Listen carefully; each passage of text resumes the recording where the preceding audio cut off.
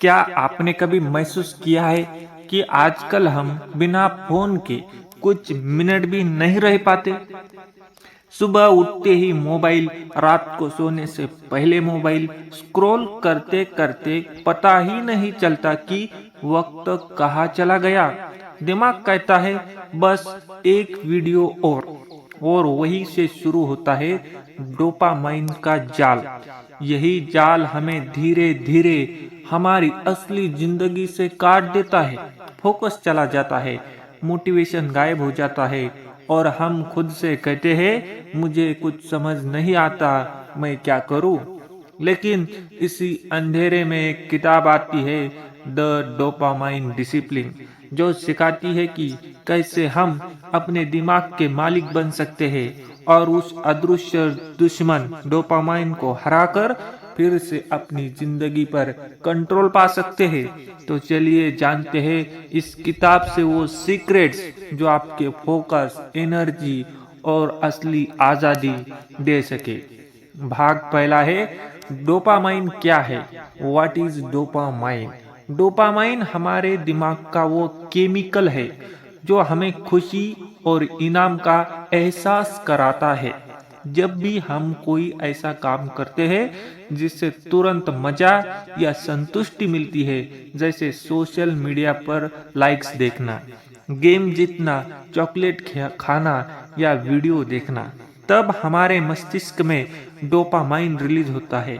यह हमारे व्यवहार को नियंत्रित करता है, यानी दिमाग हमें बताता है यह अच्छा काम लगा, इसे दोबारा करो।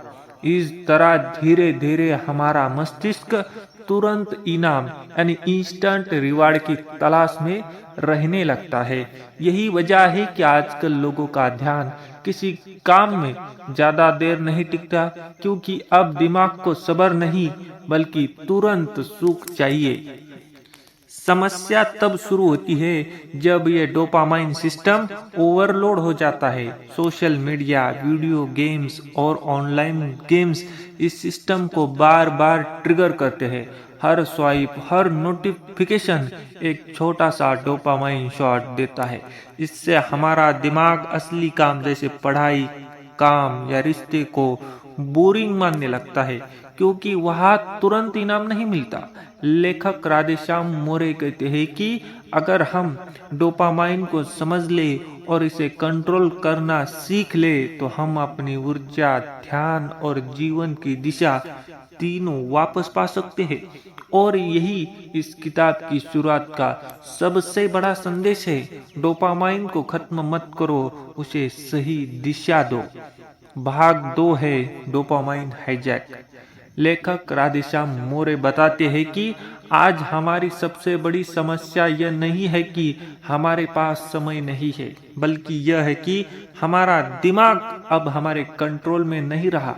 जब कोई ऐप, गेम या वीडियो प्लेटफॉर्म हमें बार बार नोटिफिकेशन देता है, तो हर बार हमें थोड़ा सा डोपामाइन मिलता है और यही छोटा सा इनाम हमें बार बार उस ऐप को खोलने पर मजबूर करता है।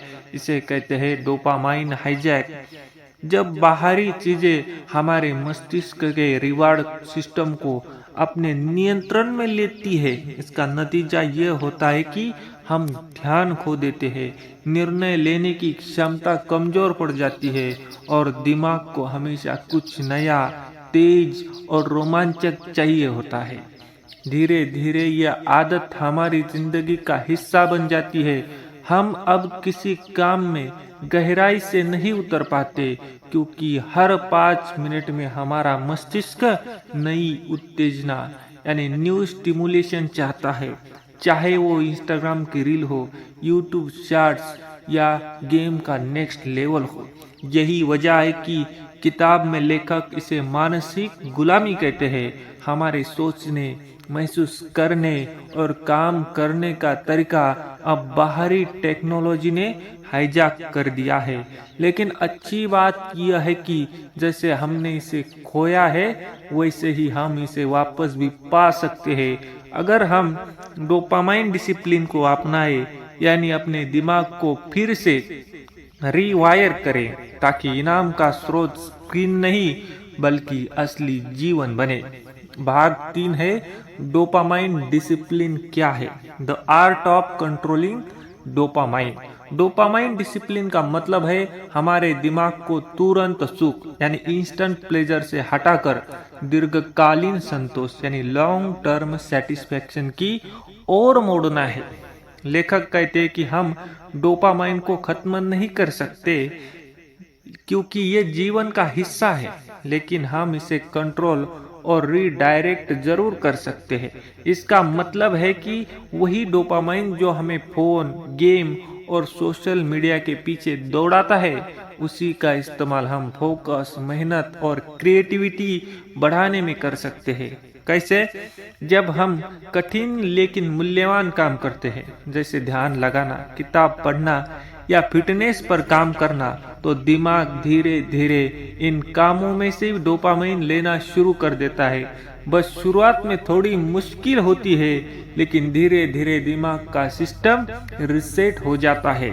लेखक इस प्रक्रिया को रीवायरिंग कहते हैं, यानी अपने न्यूरल पैटर्नों को दोबारा सेट करना। इसके लिए वे कुछ आसान लेकिन शक्तिशाली तरीके बताते हैं। डिजिटल फास्टिंग, रोज कुछ घंटे बिना फोन और सोशल मीडिया के बिताना। पीएमओ से दूरी, पॉर्न और अनावश्यक उत्तेजना से बचाना ताकि आपकी ऊर्जा बचे। योग, प्राणायाम और मेडिटेशन जो मस्तिष्क को स्थिर और केंद्रित करते हैं। रूटीन और लक्ष्य बनाना ताकि डोपामाइन पर्पसफुल दिशा में जाए। किताब का संदेश साफ है, डोपामाइन को दुश्मन मत मानो, उसे अपने सपनों की सेवा में लगाओ। जब डोपामाइन आपके अनुशासन के साथ चलता है तो आप अपनी लाइफ के असली मास्टर बन जाते हैं। भाग 4 है असली परिवर्तन कैसे आता है, द रियल ट्रांसफॉर्मेशन। लेखक राधेश्याम मोरे कहते हैं कि असली बदलाव तब आता है जब हम केवल अपनी आदतें नहीं बल्कि अपनी पहचान बदलते हैं। बहुत से लोग डोपामाइन को कंट्रोल करने की कोशिश करते हैं, लेकिन अंदर से खुद को वही पुराना इंसान मानते हैं। मैं कमजोर हूँ, मैं ध्यान नहीं लगा सकता, मैं फोन का आदी हूँ। किताब सिखाती है कि जब हम खुद को इन लेबल से आजाद नहीं करते, तब तक बदलाव अधूरा रहेगा। असली ट्रांसफॉर्मेशन तब शुरू होता है जब हम खुद से कहते हैं, मैं वो इंसान हूँ जो अपनी ऊर्जा, अपना समय, अपना ध्यान खुद नियंत्रित करता है। यही सोच हमें डिजिटल गुलामी से बाहर निकालती है और मानसिक स्वतंत्रता देती है। इसके बाद आता है आत्म संयम का अभ्यास। लेखक बताते हैं कि छोटे छोटे विजय, स्मॉल विक्टोरीज ही बड़ी जीत में बदलते हैं। जैसे एक दिन बिना सोशल मीडिया के रहना, 1 घंटे ध्यान लगाना या सुबह बिना फोन उठाए दिन की शुरुआत करना। जब हम इन छोटे अभ्यासों को रोज दोहराते हैं तो हमारा दिमाग नए रास्ते बनाने लगता है, यानी न्यूरल रिवायरिंग होती है। धीरे धीरे हम उत्तेजना से नहीं, उद्देश्य से प्रेरित होने लगते हैं। यही है असली डोपामाइन डिसिप्लिन, जब डोपामाइन तुम्हारे कंट्रोल में होता है और तुम अपने जीवन के ड्राइवर बन जाते हो। अंतिम भाग में देखेंगे अपने दिमाग के मालिक बनो। जब हम अपने डोपामाइन को कंट्रोल करना सीख जाते हैं तो हम सिर्फ अपने दिमाग को नहीं बल्कि अपनी जिंदगी की दिशा को भी बदल देते हैं। असली आज़ादी वो नहीं होती जो बाहर मिलती है, असली आज़ादी तब आती है जब हम अपनी इच्छाओं और आदतों के गुलाम नहीं रहते। यही इस किताब का सबसे बड़ा संदेश है। डोपामाइन को मिटाओ मत, उसे अपने सपनों की सेवा में लगाओ। हर बार जब तुम तुरंत सुख की बजाय लंबे लक्ष्य चुनते हो, हर बार जब तुम फोन की जगह किताब उठाते हो, हर बार जब तुम एक दिन बिना स्क्रॉलिंग के बिताते हो, तुम अपने दिमाग को रिप्रोग्राम कर रहे हो।